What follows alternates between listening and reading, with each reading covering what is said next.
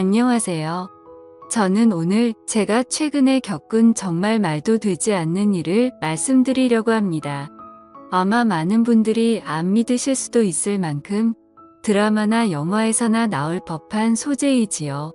하지만 제가 그걸 겪었고 너무 속상한 마음에 이렇게 말씀을 드리게 됐어요. 우선 저는 32살 여자입니다. 결혼을 한 지는 1년이 조금 넘었고요. 남편은 저보다 2살 연하입니다. 제 친구의 지인 소개로 해서 우연히 만나게 되었고 2년 정도 연애를 하다가 결혼을 하게 되었어요. 남편은 저보다도 2살이나 연하다 보니까 아직 사회초년생 무렵이었고 그나마 조금 더 안정적이고 자리를 잡은 제가 남편과 연애를 할 때 항상 돈을 더 부담했던 것 같아요. 뭐 그래도 아깝거나 그러지는 않았어요. 그만큼 남편을 사랑했으니까요.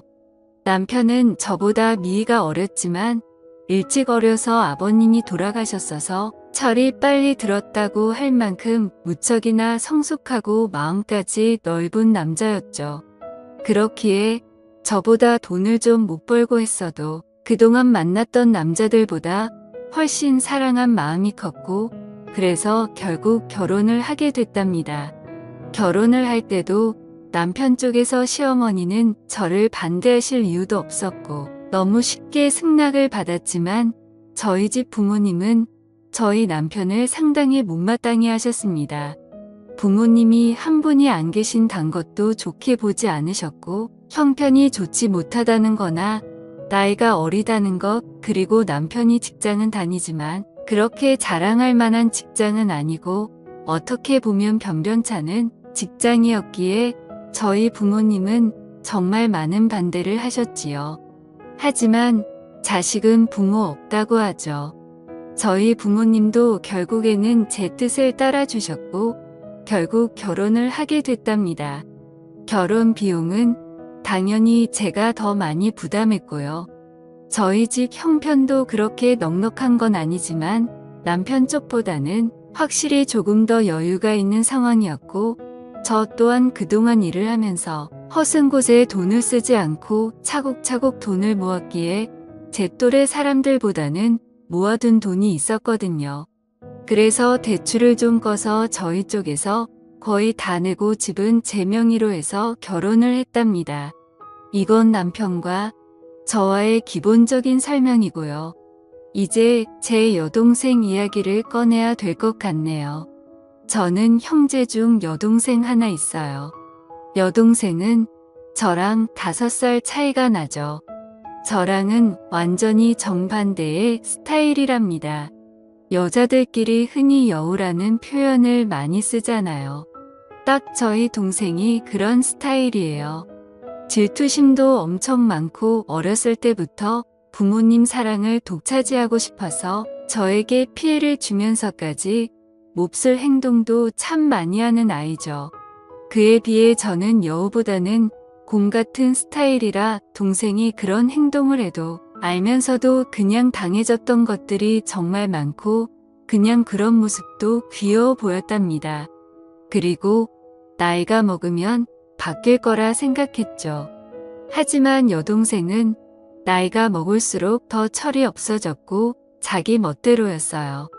어렸을 때부터 남자친구를 사귀기 시작해서 톡하면 거짓말치고 집에 들어오지 않는 게 일상이었고 그래서 부모님 속도 많이 썩이고 대학교 가서는 남자를 잘못 만나서 애를 가진 적까지 있습니다. 그때 저희 집은 정말 난리가 났었죠. 고작 20살 애가 그것도 자기랑 동갑내기인 남자랑 사고로 애를 만들어 왔으니까요.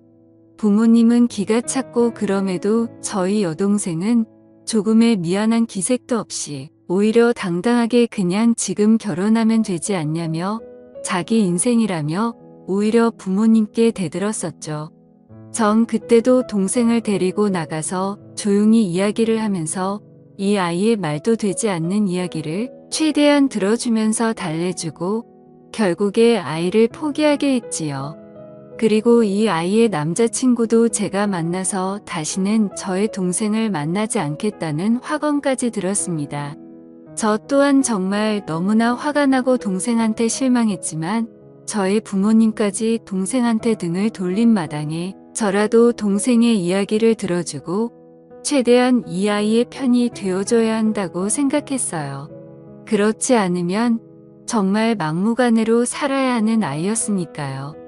여튼 그런 큰 사건도 겪었지만 그때 잠시 조금 철이 들었다는 착각만 들었을 뿐 동생은 계속해서 철없이 막무가내로 생활했어요. 성적도 좋지 않아서 지방에 있는 전문대를 들어갔었는데 거기서도 간신히 졸업을 하고 나와서 거의 1년 가까이는 부모님에게 용돈을 받으며 매일 술을 마시고 남자를 만나며 살다가 돈이 부족하면 저에게도 항상 용돈을 달라고 조르고 결국 제가 동생 손을 부여잡고 동생에게 진지하게 말을 한 후에야 직장에 들어갔습니다. 사무직 일을 하는 직장이 아니고 그냥 매장 관리 쪽에서 직원으로 들어갔죠.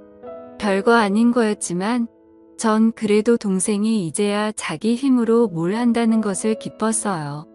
여튼 그렇게 이 아이도 조금은 달라지고 있구나라는 생각이 들 무렵 저는 연애를 하기 시작했고 당시 남편에게도 제 여동생을 소개시켜줬었죠. 결혼까지 생각한 사이였으니까 당연히 제 여동생을 보여준 것이었고 여동생은 저희 남편을 되게 좋아했어요.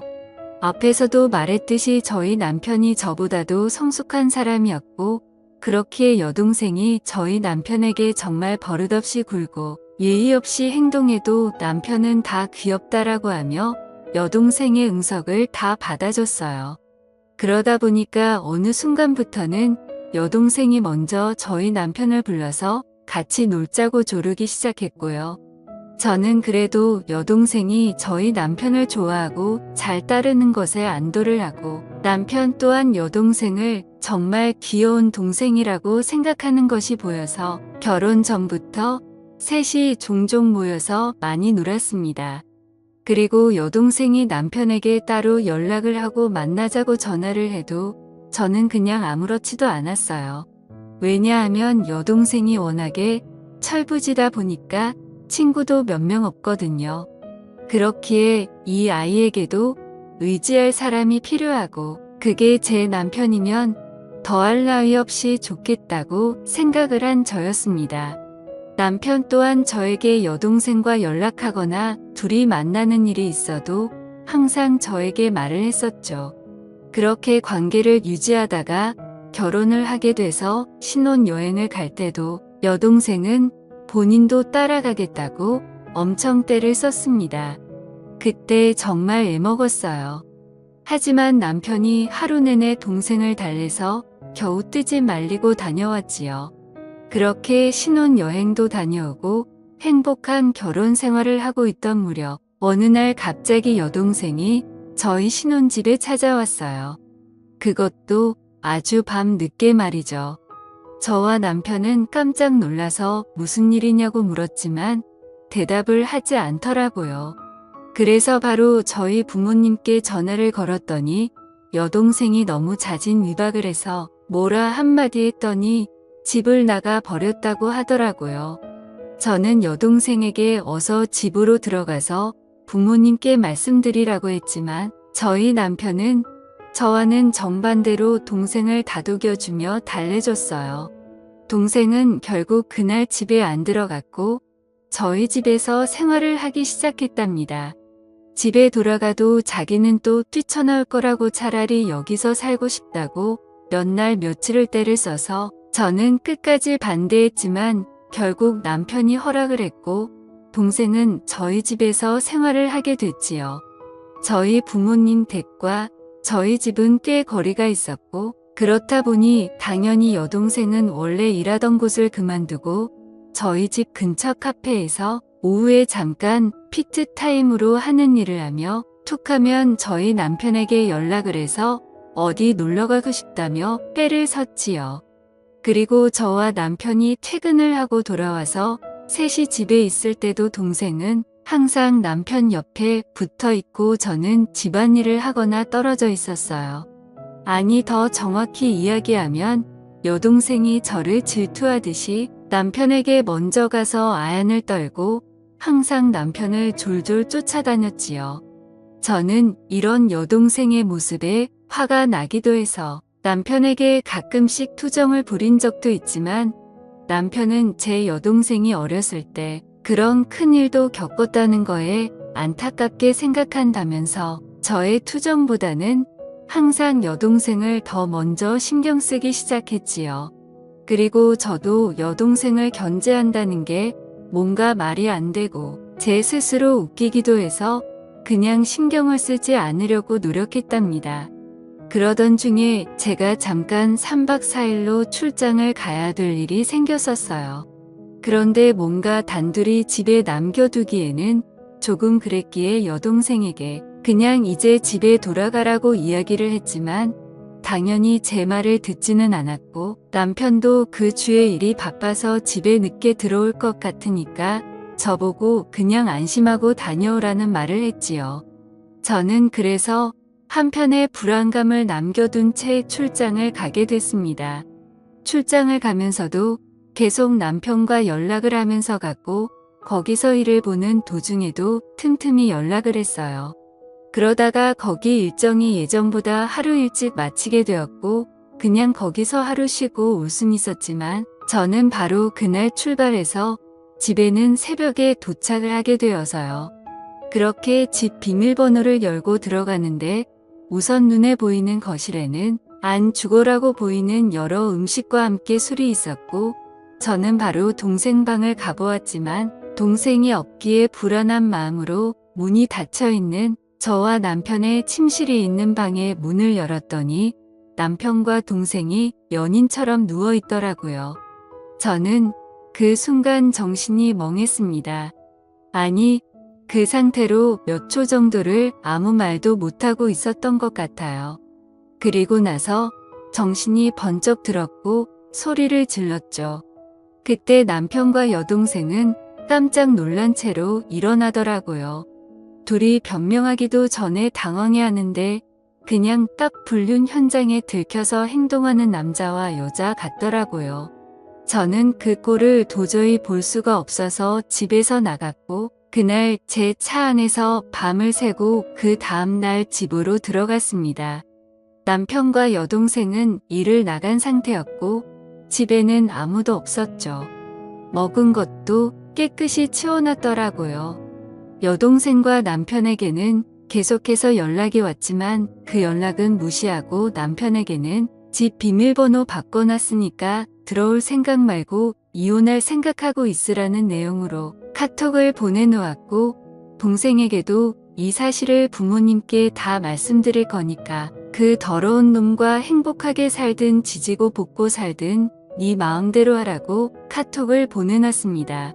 당연히 집 비밀번호는 바꿔놨고요. 그날 결국 남편과 여동생은 제 집에 들어올 수가 없었습니다. 제 여동생은 본가로 돌아갔지만 제가 이미 이런 사실을 저의 부모님께 말씀을 드려놨기에 본가에서도 쫓겨났고요. 남편은 계속해서 오해라며 연락이 오고 있는 상태지만 저는 이혼 소송을 준비 중이랍니다. 여동생과는 연을 끊을 것이고요. 저한테 이런 일이 벌어졌다는 게 아직도 안 느끼네요. 지금까지 제 사연을 들어주셔서 감사합니다.